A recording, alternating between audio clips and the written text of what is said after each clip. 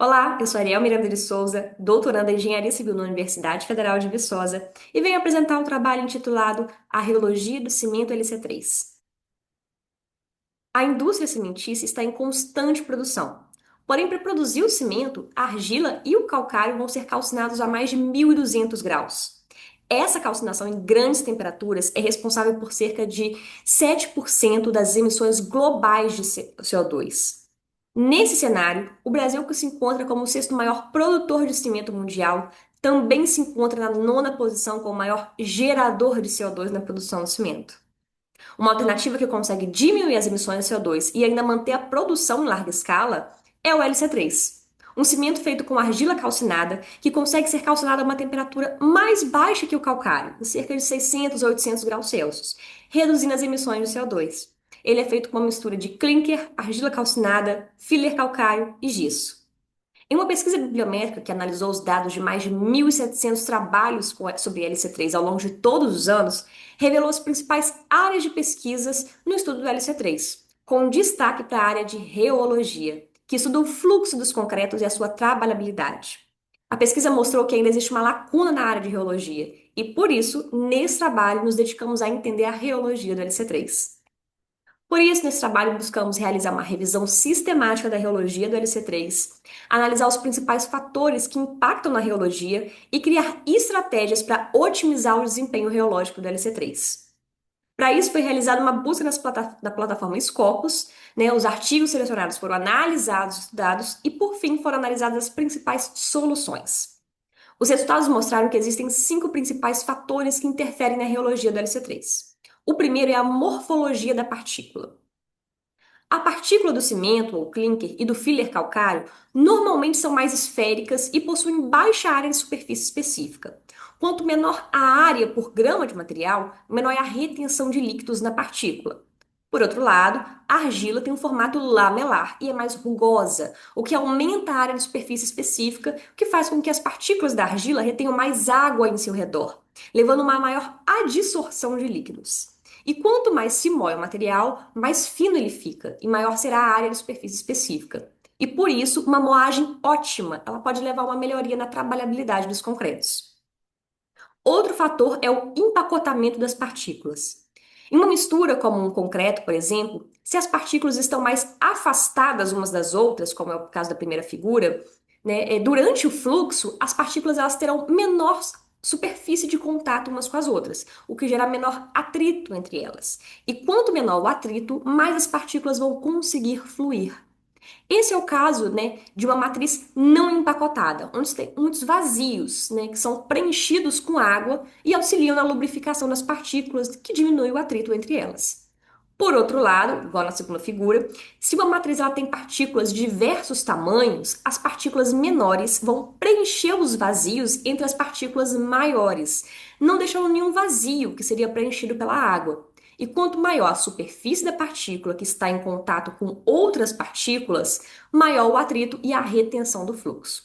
Nesse caso, a matriz está mais empacotada.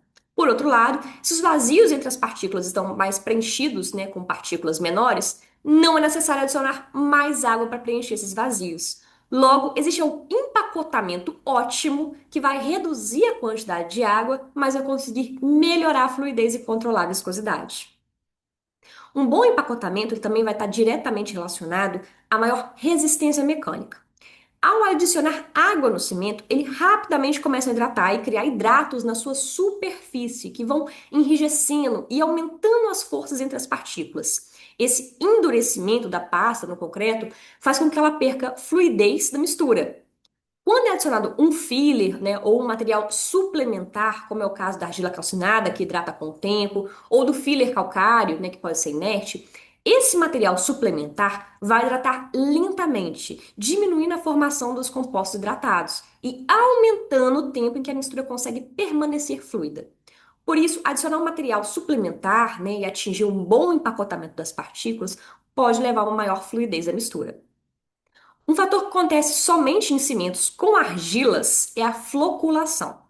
As partículas das argilas, elas possuem bordas positivas, porém a superfície das partículas é negativa. Isso faz com que as partículas se atraiam umas pelas outras, aglomerando. Essa aglomeração ou floculação cria os grumos, o que leva a menor dispersão e menor fluidez da mistura.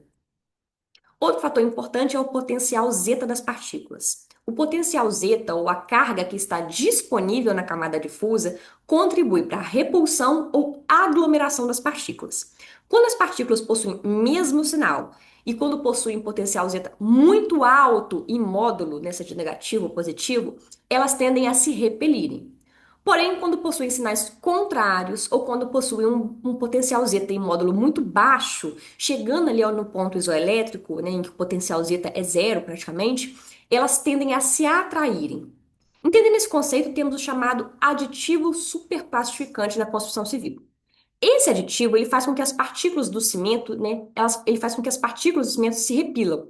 O cimento ele vai possuir partículas com potencial zeta positivo, e por isso os aditivos superplastificantes do tipo 1 são produzidos com cargas negativas, para que consigam se unir as partículas do cimento, aumentarem o módulo do potencial zeta para muito negativo e criarem a repulsão eletrostática.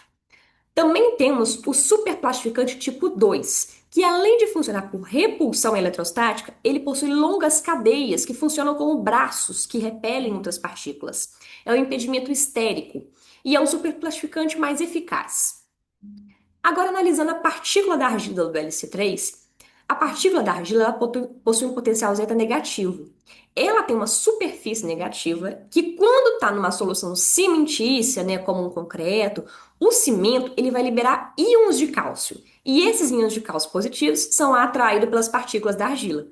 E analisando um gráfico de potencial zeta das argilas, podemos observar que quando a solução ela não possui os íons de cálcio, a maioria dos tipos de argilas possui um potencial zeta muito negativo.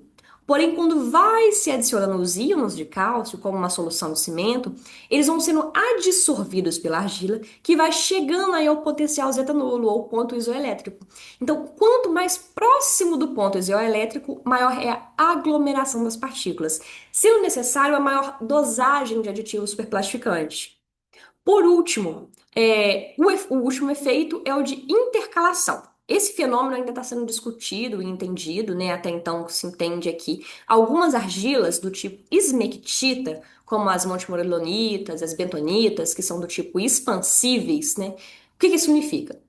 Essas partículas, né, além delas adsorverem os líquidos em volta da partícula, elas também conseguem absorver o líquido dentro delas. E quando elas estão em contato com superplastificantes, principalmente do tipo que tem polietileno glicol, como os aditivos que são à base de PCE, né, o policarboxilato de éter, do tipo 2, o grupo silanol das argilas ele vai se unir ao PEG absorvendo esse aditivo. Ou seja, ao invés do aditivo ser usado para repelir as partículas, ele acaba sendo absorvido e não tendo efeito nenhum, o que vai diminuir a fluidez dos concretos que usam esse tipo de argila. Como conclusão, entendemos que os efeitos principais que atuam no LC3, né, e de acordo com a literatura, o maior efeito é o de superfície específica, que quanto maior, menor a fluidez. E como sugestão para poder melhorar a trabalhabilidade das argilas, teria aí o controle da calcinação, o controle da moagem das argilas, principalmente em relação ao tempo de moagem, tentar substituir parte dos materiais por resíduos industriais, principalmente resíduos que tenham aí, que levem a maior trabalhabilidade. E principalmente desenvolver aditivos superplastificantes que sejam específicos para o sistema LC3, que consigam agir melhor na presença de argilas, principalmente no formato em pó, que pode ser aplicado diretamente no LC3 e ainda seco, que vai ser ensacado já com esse aditivo superplastificante. Bom, é isso. Para saber mais, siga o nosso grupo Psicom nas redes sociais e muito obrigada.